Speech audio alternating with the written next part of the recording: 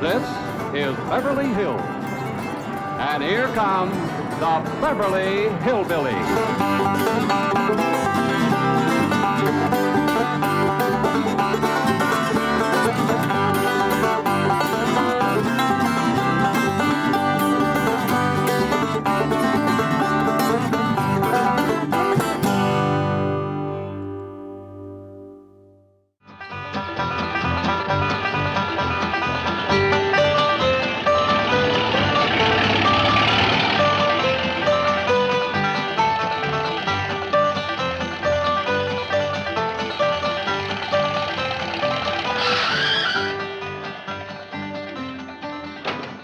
You wait here, I'll go and see Mr. Drysdale. Letter to Mrs. Radner Fenwick. In reply to yours of the 10th, seeking capital for your contemplated housing development. Mrs. Fenwick is seeking capital with her millions? Well, she's too smart a businesswoman to take the whole risk herself. Excuse me, someone to see you. I told you no interruptions. I told you no interruptions. Sorry, Mr. Clampett, no interruptions. Clampett! Well, come in, come in. Well, I don't want to be no bother. Oh, it's always a pleasure to see you, Mr. Clampett. Coffee for Mr. Clampett. Coffee for Mr. Clampett. You help. Well, now, don't make no fuss over me. Oh, it's my privilege to make a fuss over you, Mr. Clampett. I was going over your account just this morning. And do you realize that now you have almost $40 million in my bank? Well, I reckon that money of mine is getting to be a powerful nuisance to you. What? Well, I'm obliged you for storing it here, but it seems to me like I ought to be paying you rent or something. Oh, no. I'm delighted to do it.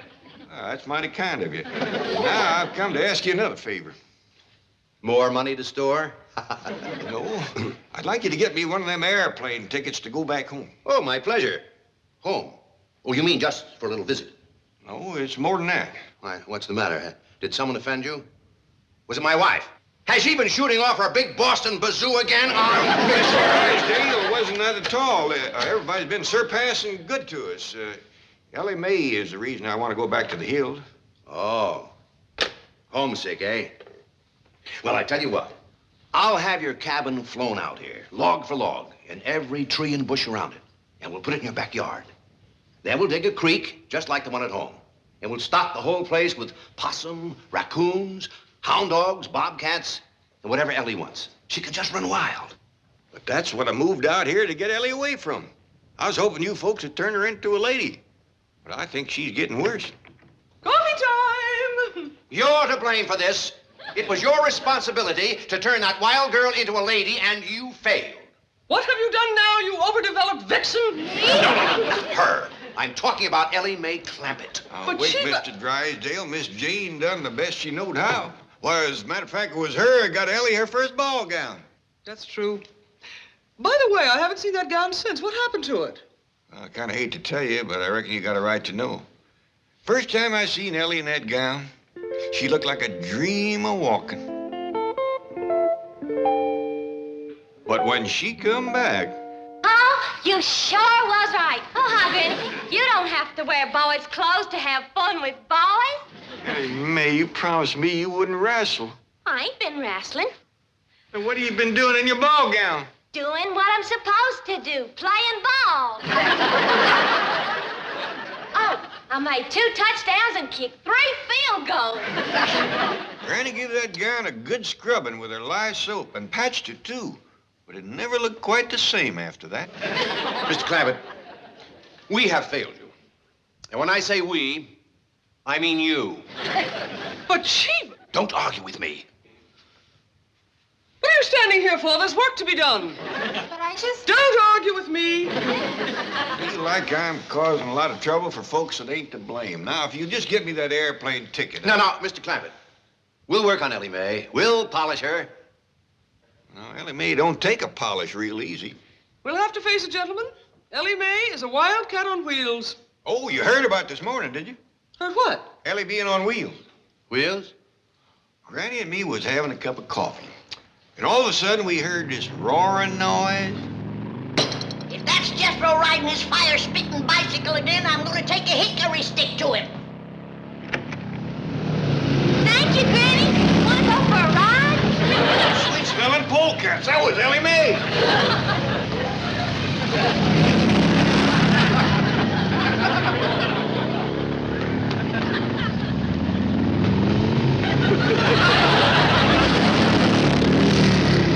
Shut that door, Jed. I'll cut through this way and snatch her off that contraption and paddle her big Jed. Pretty, carry him away! No, I won't!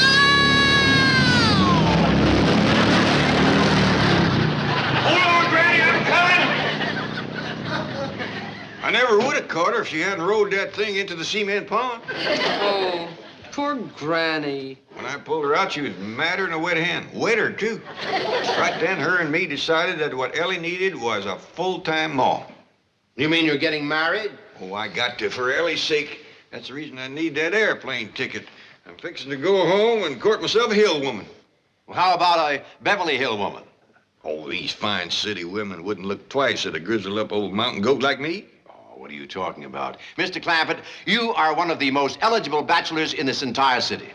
When word gets out that J.D. Clampett is seeking a bride, there will be women beating down your door. Might be a good test for him. It'd take a strong one to handle Ellie. That's the reason I think I best do my courting back home, and the quicker the better. No. Let me take care of everything. I guarantee I will find the woman right here in Beverly Hills. And today. Well, that's mighty nice of you. My pleasure. Thank you. Chief, I am as eager as you to find Mr. Clampett a mate locally. But should you have guaranteed to find him one today? I'm not worried. Beside me, stalwart and true as always, I have the finest secretary in the world. Thank you, Chief. A loyal and dedicated girl to whom responsibility is a sacred word. A girl who will never fail me when duty calls. Thank you, Chief. You'll make Jed Clampett a fine wife. You. But, Chief, I promised to Jethro. Oh? Who promised you? Me, I. Excuse me, Mr. Drysdale. Hey, what about her? Oh, she's too young for Mr. Clampett. I mean for Jethro. You're for Mr. Clampett. What is it, Janet? The guard downstairs just phoned to say that Mrs. Radnor Fenwick is on her way up to see you. Oh, yes. It must be about that new housing development. Hey, wait a minute. She's a widow. Chief, Mrs. Fenwick and Mr. Clampett have absolutely nothing in common. Are you kidding? They've got $100 million in common. And if I can get them together, I can have it all right here in my bag. I'm looking for the office of the president. Mr. Pyersdale or Skyrsdale or something. Welcome. Oh, you're Mr. Flysdale. At your service, madam. Very well, Beasley. Bring in the maps and the blueprints. Let me take your money. Mink. Hey, Granny, can I ask you a favor? What is it? Next time you ride my sickle, will you please not leave it at the bottom of the cement pond? I'm pretty near drowned trying to get that thing started down there. I didn't run it into the cement pond on purpose, you darn... What is that? Well, this here's some of that store-bought courting candy I fetched for Uncle Jed. Praise be. The quicker he gets home and courts a good stout woman to tame that daughter of his'n, the better. Well, I think he's fixing to do his courting out here. Beverly Hills? A city woman? I think so. He's upstairs right now putting on his courting clothes, and he sent Elly May out to pick him some posies.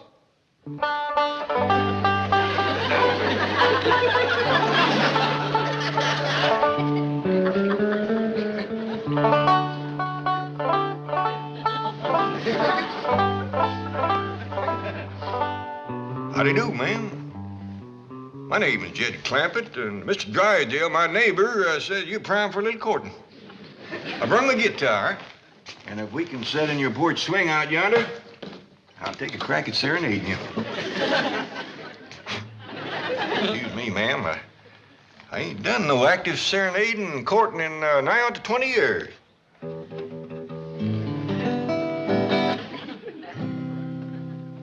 Oh, my darling, oh, my darling, oh, my Jed? darling.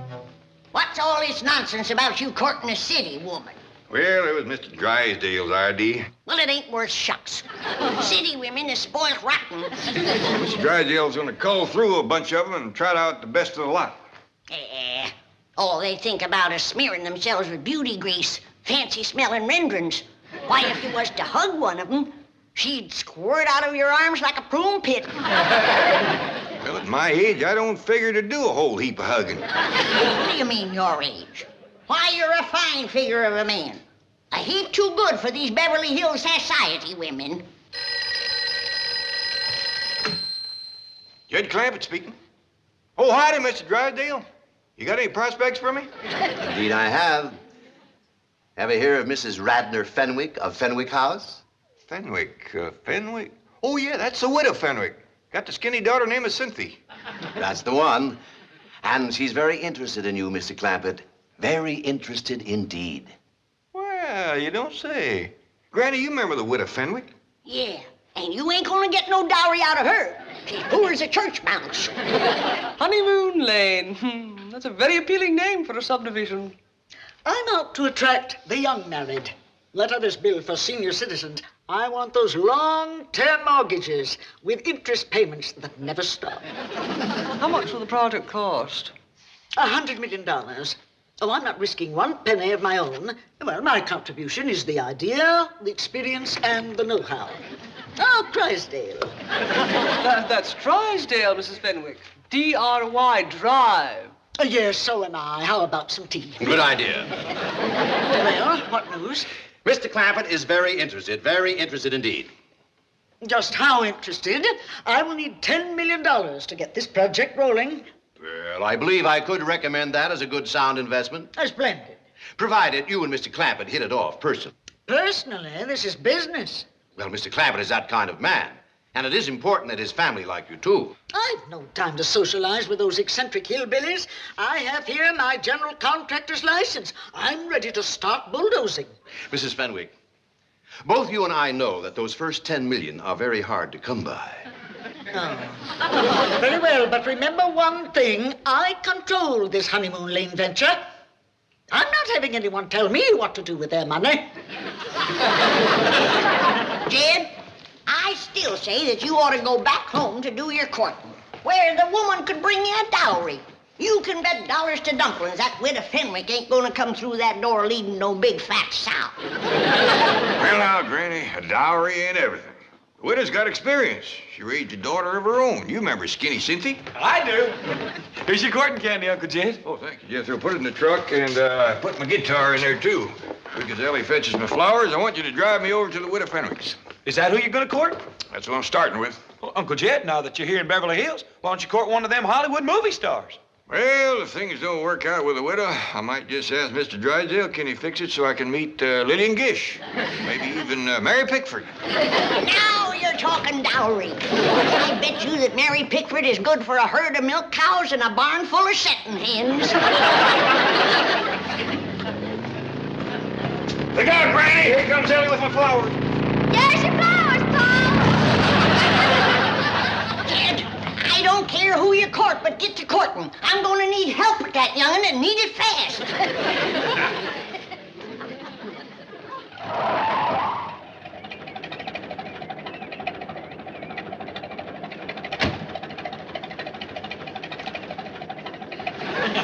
How come you're wearing that? I want my courting derby to blow off and get dented. Quick as we get to the widow's house, I'll change back. Drive on.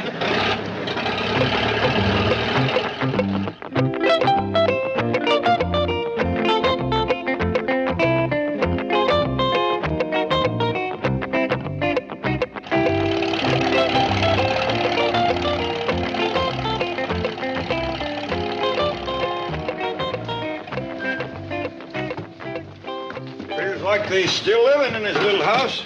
Still got the name on it, big as life. Yeah, poor but proud.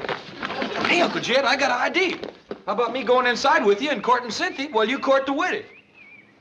I don't hardly think there's room in that little house to do double courting, Jethro. Tell you what, you come in and say howdy, and then take Cynthia for a walk, leaving the widow and me alone. I like you, John. You want to do some sparking, huh? Widow Fenwick? Anybody home? Widow?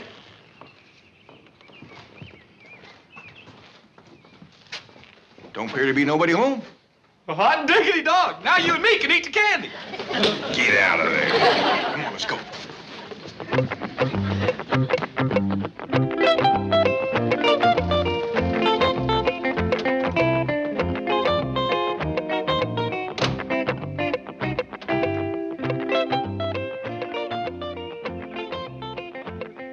Do you wish the mink, madam? No. I think it's better psychology not to appear too affluent in front of these hill types. However, I will take blue chip. Ah, Holmes always makes such a good impression. Wait in the car. I'll telephone if I need you. Very good, madam.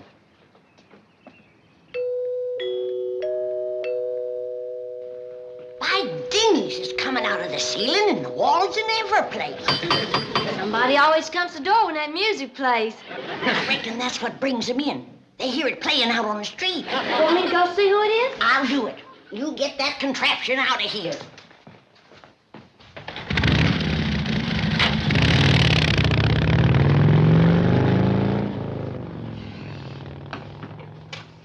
Well, Widow Fenwick, come in. How do you do?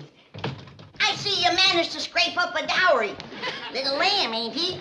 Oh, indeed he is. Well, he ain't much. But it shows your heart's in the right place. Come on out to the kitchen. We'll commence fattening him up.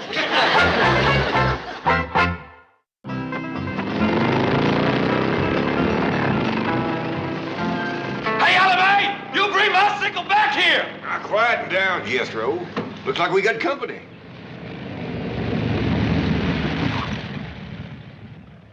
This ain't your sickle no more than it's mine. 'Tis so. It ain't neither. Tis. Tank, you want to wrestle? You now, hold on, both of you. I don't want no more of that kind of talk. Jethro, you put that sickle in the shed and get this truck out of the way. Yes, sir. Elly May, I want a word with you. Yes, sir, Paul.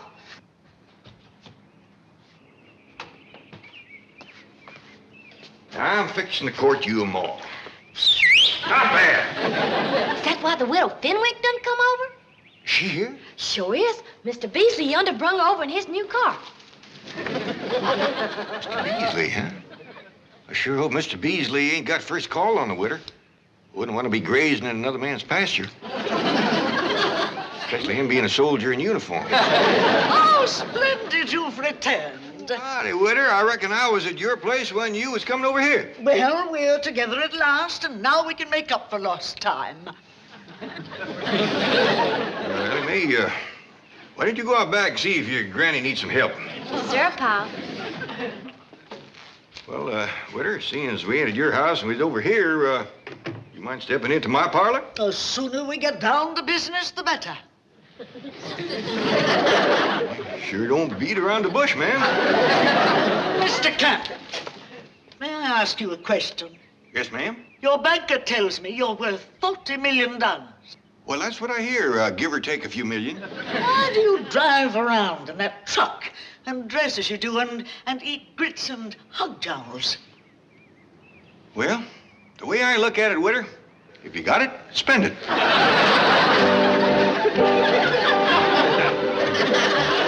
All right, thank you. Well, Mrs. Fenwick crossed me up, went over to see Jed Clampett. I wanted to prepare him before she got there. Chief, you're a banker, not a matchmaker. Aren't you meddling where you don't belong? Any place where there's $100 million floating around, I belong. Oh, hello, Granny. Milburn Drysdale. Yes, may I speak to Mr. Clampett, please? No, you can't. He's in the parlor fixing to spark the widow. Bye. Well, I've heard of skin the cat, spin the bottle, but what is spark the widow? Spark the widow! You see, it's already working. Now, who says I'm not a matchmaker, eh? Come on, let's get over there and help. I smell money.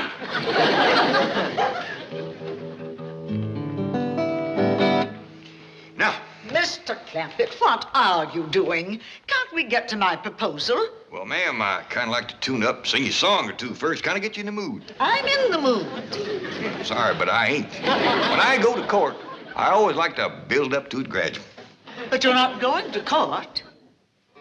I ain't? No, there's no need for that. Once we reach an agreement, my lawyer can handle everything. Don't that kind of take the fun out of it? Mr. Clampett, I am not in this for fun.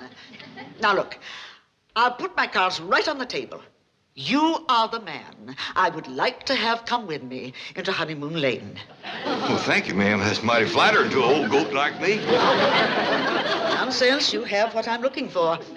So now what is it? Yes or no? Well, you kind of got me pushed into a corner, Widow. I thought I was going to be the one to do the asking, not the answering. Well, ask away. I have nothing to hide. But what are you in doubt about? Your banker likes what I have to offer. Dun & Bradstreet have given me their highest rating. And the city engineer has approved my construction. Ma'am, I ain't doubting them, but them's things a man kind of likes to find out for himself. Clampett, I'm sorry to rush you, but time is money to me. There are several very wealthy men in this town that would jump at my proposal like that. But I like you. Now, I have the license, and I have the heavy equipment. Yeah, I reckon you do. All right, then, if you'll just answer yes, we can get started on Honeymoon Lane today. Now, what do you say?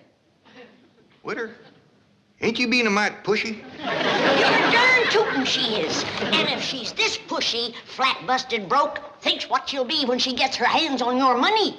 Did I hear you use the term broke in referring to me? I did. You might be as proud as a peacock, but you're as poor as Job's turkey, and you know it. My dear, quaint little woman, I am Mrs. Radnor Fenwick of Fenwick House. That home alone cost me $3 million. For that little place?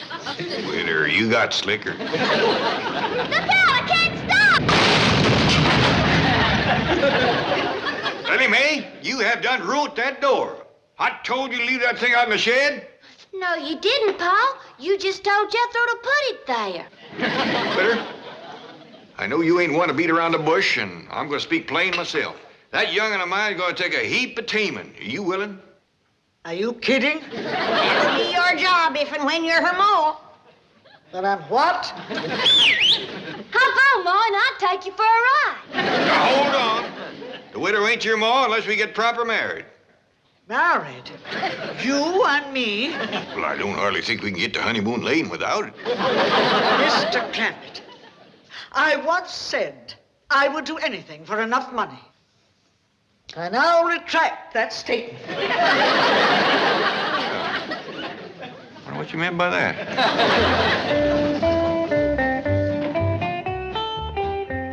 Mrs. Fenwick is still here. That's a good sign. She and Jed must be hitting it off. Ah, Mrs. Fenwick. Out of my way, dry pail. Did something go wrong? Everything. That hillbilly untouchable wants to marry me. Me! You can't blame him, Mrs. Fenwick. You're a ravishingly beautiful, devastatingly seductive woman. You are intoxicated. Just a minute, Widow Fenwick. Oh, my darling, I almost left you come to my arms. I'm sorry, Widow. I just don't think we'd hit it off. Here's your dowry back. Widow Fenwick, sometimes the happiness we're looking for is right in our own backyard. Now you take Mr. Beasley there. Oh, thank you, I shall. Quickly, Beasley, take me home. Oh, it's just all so confusing. Kind of a skimpy dowry, but don't set too much store by that. How long you been in the service? 15 years, sir. That long, huh? Well, maybe now with a good woman behind you, you'll soon have some stripes on them sleeves. World of happiness to the both of you.